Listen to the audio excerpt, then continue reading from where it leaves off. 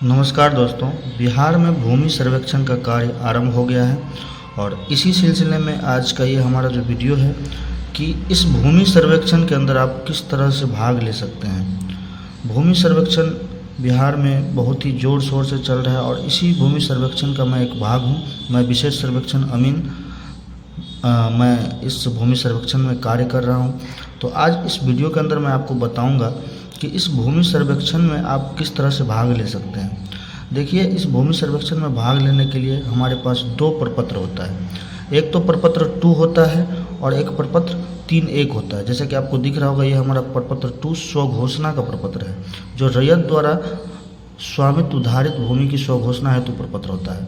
और इसके बाद एक प्रपत्र 3.1 होता है, जो वंशावली का प्रपत्र होता है। तो आज हम आपको इस वीडियो के माध्यम से बताऊंगा कि ये प्रपत्र 2 किसको भरना है, कौन से व्यक्ति हैं जिनको प्रपत्र 2 भरना है और कौन से व्यक्ति होंगे जिनको प्रपत्र 3.1 भरना है। 3.1 मतलब वंशावली का प्रपत्र, ठीक है। तो आज सिर्फ और सिर्फ हम बात करेंगे प्रपत्र 2 को लेके। देखिए, यूट्यूब पे बहुत सारा वीडियो अवेलेबल है और मैंने देखा कि बहुत सारे लोग उस चीज़ को क्लियर नहीं कर पा रहे हैं, गलत बता रहे हैं। तो आप इस वीडियो को पूरा लास्ट तक देखिएगा और कोशिश करूंगा मैं कि वो सारा चीज़ आपको क्लियर कर दूं एक वीडियो के अंदर। और ये चीज़ आप लोगों के लिए बहुत ज़्यादा ज़रूरी है, क्योंकि अगर सर्वे अभी आप नहीं कराते हैं तो आपसे बहुत मिस्टेक हो जाएगी, बहुत भूल हो जाएगी। तो देखिए, वीडियो को स्टार्ट करते हैं। देखिए, सबसे पहला चीज़ हमारा जो है राजस्व ग्राम, ठीक है। अब देखिए, इस चीज़ को समझिए। राजस्व ग्राम के अंदर अब जो आपको भरना है, तो आप जिस मौजे में रह रहे हैं वो चीज़ यहाँ पे नहीं पूछा जा रहा है। राजस्व ग्राम का मतलब हुआ कि मान लीजिए कि आप किसी हटनी गांव के निवासी हैं, तो हो सकता है कि आपका जो ज़मीन है वो हटनी में भी हो सकता है, बगल के गांव घोघडिया में भी हो सकता है, बगल के गांव सीतामढ़ी में भी हो सकता है। इस तरह से आपका बहुत जगह ज़मीन हो सकता है। तो आपका ज़मीन जिस जगह पे है और जिस भी ज़मीन पे आप दावा कर रहे हैं, तो उसका उस ज़मीन जो जिस मौजा में रहेगा उस मौजा का नाम यहाँ पे होगा। मान लीजिए कि आपका जो ज़मीन है वो हटनी में है, मान लीजिए, तो यहाँ पे आप लिख दीजिए हटनी। आप हिंदी और इंग्लिश कहीं किसी भी तरह से भर सकते हैं इस चीज़ को, ठीक है। अब इस हटनी का थाना नंबर कितना है, तो वो थाना नंबर यहाँ डाल दीजिए। उसके बाद हल्का नंबर। हल्का दोस्तों होता है कि 2-4 मौजा मिला के एक हल्का कर्मचारी बनता है, हल्का नंबर बनता है। तो अगर ये आपको पता हो तो आप भर दीजिए, नहीं पता हो तो छोड़ दीजिए। ऐसे केवाला या खतियान के अंदर ये हल्का नंबर मिल जाएगा आपको, थाना नंबर मिल जाएगा। उसके बाद हटनी मौजा जो है किस पुलिस थाना में आता है, अंचल क्या है, जिला क्या है, तो ये सब आपको समझाने की ज़रूरत नहीं है, आप ये सब भर लीजिएगा, ठीक है। अब देखिए दोस्तों, सबसे पहला चीज़ कि प्रपत्र 2 उन लोगों को भरना है जो जीवित हैं। फिर से सुन लीजिए, प्रपत्र 2 उन लोगों को भरना है जो जीवित है और जिनके नाम से ज़मीन है, ठीक है। जो केवालगी ज़मीन लिए हुए हैं उनके लिए प्रपत्र 2 है, ठीक है। उसके बाद एक चीज़ और आता है कि जो जीवित नहीं है, मान लीजिए आपके दादा परदादा के नाम से ज़मीन है, तो उस केस में क्या होगा, तो उस केस के अंदर होता है दोस्तों कि आप ये प्रपत्र 2 तो भरेंगे ही, साथ में प्रपत्र 3.1 जो मैंने आपको पहले दिखाया उसको भी भर के देना है, वंशावली का प्रपत्र, ताकि सर्वेयर को, कर्मचारी को समझ में आए कि आप जो हैं उन्हीं पूर्वजों के वंशज हैं। इसलिए आपको 3.1 प्रपत्र भरना होता है। तो आज हम मेनली बात करेंगे प्रपत्र 2 को भरने का तरीका। तो ऊपर का जो भी है ये चीज़ तो आपको समझ में आ गया होगा। अब पहला देखिए, पहला कॉलम के अंदर लिखा हुआ है रैयत का नाम, सह हिस्सेदारों का नाम एवं अंश अगर कोई हो सहित एवं पिता का नाम। इस कॉलम को अगर आप समझ गए तो आपका आधा समस्या का हल हो जाता है। अक्सर लोग इसी कॉलम में गलत कर रहे हैं। देखिए, रैयत का नाम अगर आपके नाम से केवाला है तब तो फिर क्लियर है, आप ही रैयत हुए, ठीक है। तो आप इसमें एक करके आप अपना नाम, मान लीजिए आपका नाम राम कुमार है तो आपने राम कुमार लिख दिया, तो आप हो गए रैयत। तो यहाँ से तो कुछ कन्फ्यूज़न नहीं है, आपका केवालगी ज़मीन है और आप रैयत हो गए, आपके नाम से ज़मीन है।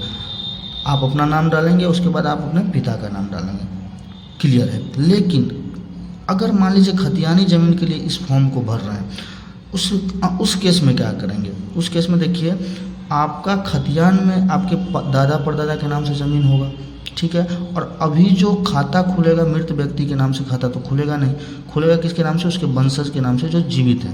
तो उस केस में इस फॉर्म को कैसे भरना है, उस केस में आपको करना क्या है कि जो मूल रैयत है, मूल रैयत मतलब जिसके नाम से खतियान पहले था, तो उस खतियान में जिसका नाम है मान लीजिए राम कुमार है और आप उसके पोते हैं, तो इसमें अब और पोते हैं और पोते मान लीजिए कि वो उसके बेटे हुए, इनके 2 बेटे हुए और 2 बेटे के मान लीजिए फिर 2 बेटे हुए। तो इसमें आपको वंशावली नहीं दिखाना है, वंशावली का फॉर्म तो भरिएगा ही, इसमें बस अब अंश करके, ये हम बता रहे हैं खतियान वालों के लिए, तो अंश 1 लिखना है और अंश 1 में फिर पहले आप जो भी नाम है, मान लीजिए श्याम नाम है तो श्याम लिख देना है। फिर अंश 2, अगर 2 बेटे हैं तो अंश 2 लिखना है और जो भी उसका नाम है वो लिख दीजिए, मान लीजिए राम बालक, तो राम बालक लिख दिए। तो इस तरह से जो है आपको ये रैयत का नाम भरना है। मतलब ये कि मूल रैयत कौन है और अभी फिर से खाता किन के नाम से खुलना है, वो सारा चीज़ हम यहाँ पे मेंशन कर देंगे। तो ये हमारा हो गया रैयत का नाम। साथ में आप पिता का नाम डाल दीजिए, यहाँ पे पिता करके, पिता जो भी हैं इनके, उनका नाम आपको डाल देना है। ठीक है, यहाँ तक समझ में आ गया।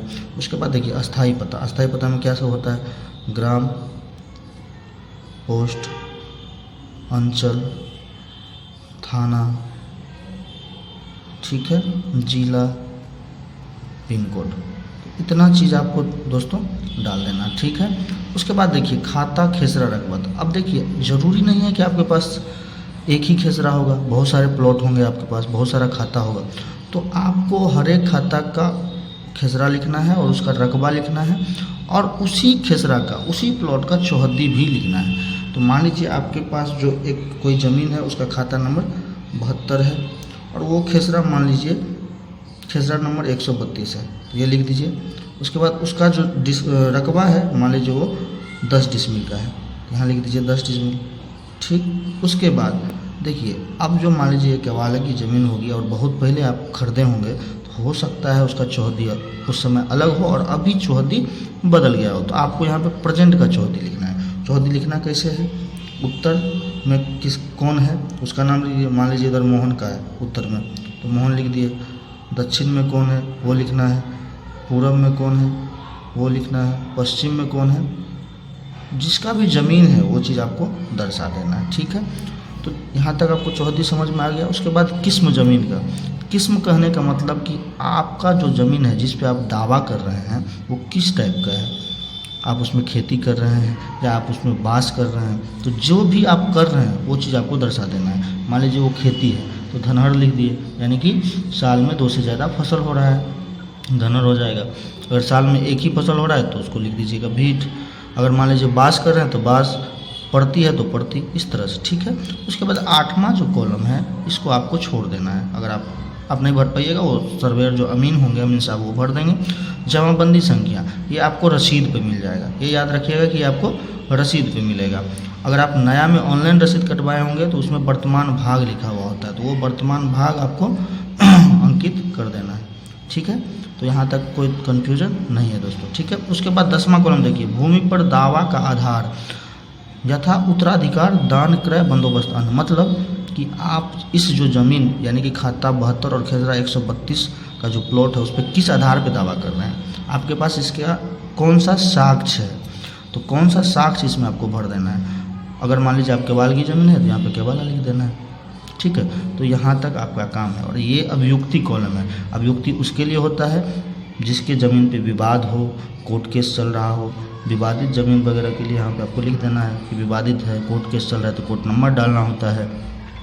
तो इस तरह से आपको भरना है। तो ये तो हो गया एक प्लॉट का। उसके बाद मान लीजिए आपके पास 5 प्लॉट है, तो अब क्या करेंगे, तो अब एक यहाँ तक ख़त्म हो गया, अब दूसरा प्लॉट यहाँ से स्टार्ट करेंगे। मान लीजिए 2 यहाँ लिख देना है और दूसरा प्लॉट मान लीजिए 85 नंबर खाता का है, 155 आपका खेसरा है, 15 डिसमिल है, ठीक है। फिर इसका आप चौहद्दी लीजिए, उत्तर, दक्षिण, पूर्व, पश्चिम।